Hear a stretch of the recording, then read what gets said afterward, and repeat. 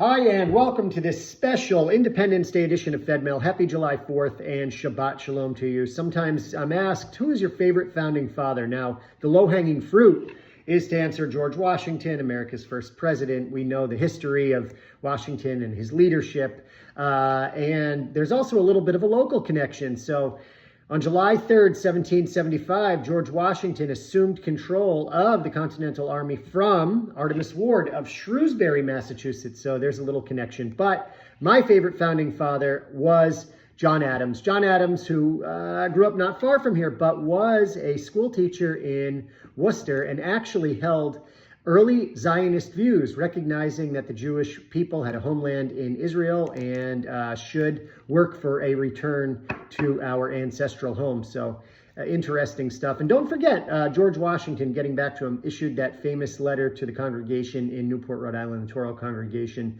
highlighting and emphasizing the importance of religious freedom.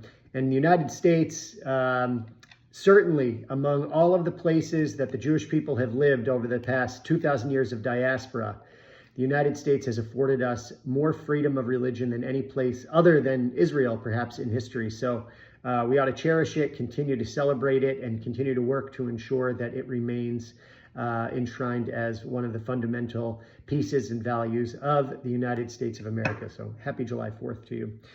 This past week, I want to remind you again that we met with the ADL Regional Director, Samantha Joseph, right here in our community, and that was timely.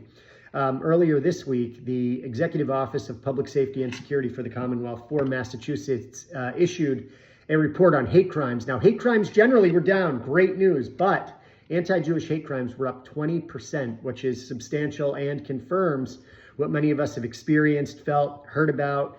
And that is one of the reasons why Federation continues to prioritize this pushback against anti-Semitism as hard as we do. So yeah, sobering statistics, 20% increase in anti-Jewish hate crimes in Massachusetts.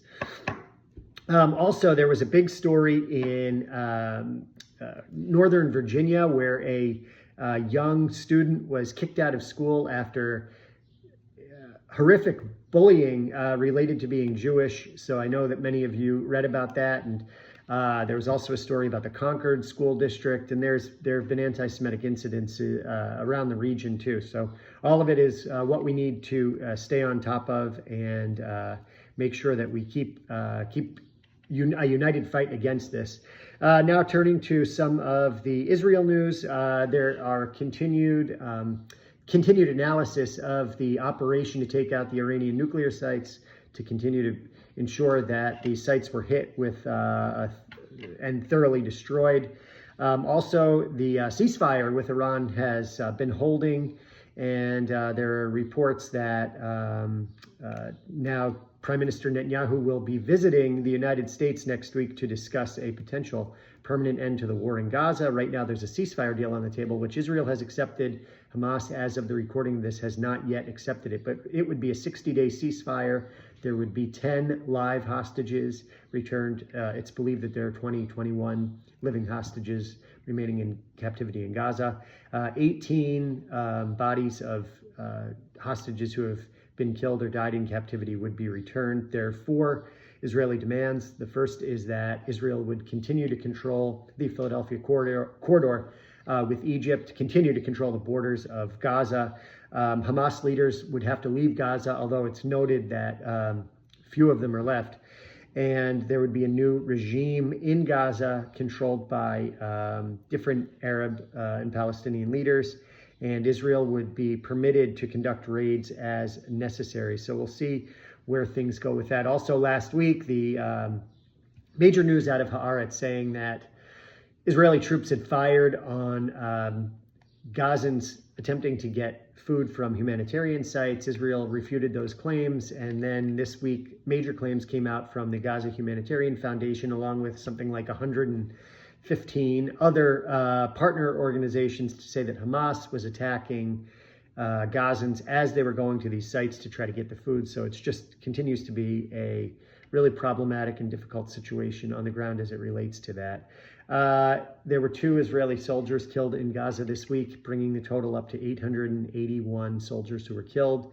And we haven't talked a lot about it, but the destruction of the tunnels, these terror tunnels, continues. 2 miles of tunnels were reportedly destroyed over the last several days. So that continues as well. So we'll see what happens in the coming days with the ceasefire in Gaza, or a permanent end to the war. Hopefully see a return of the remaining hostages, the living hostages. We can only imagine the conditions that they are under.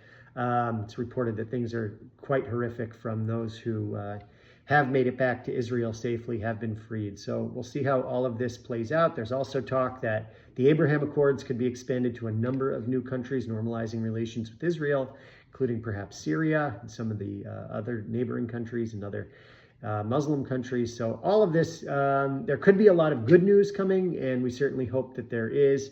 And I want to thank you for remaining good partners and supporting Jewish life in Central Mass and around the world. And again, I want to wish you a happy Independence Day, and stay safe, be well, and most importantly, Shabbat Shalom. Thank you. Bye-bye.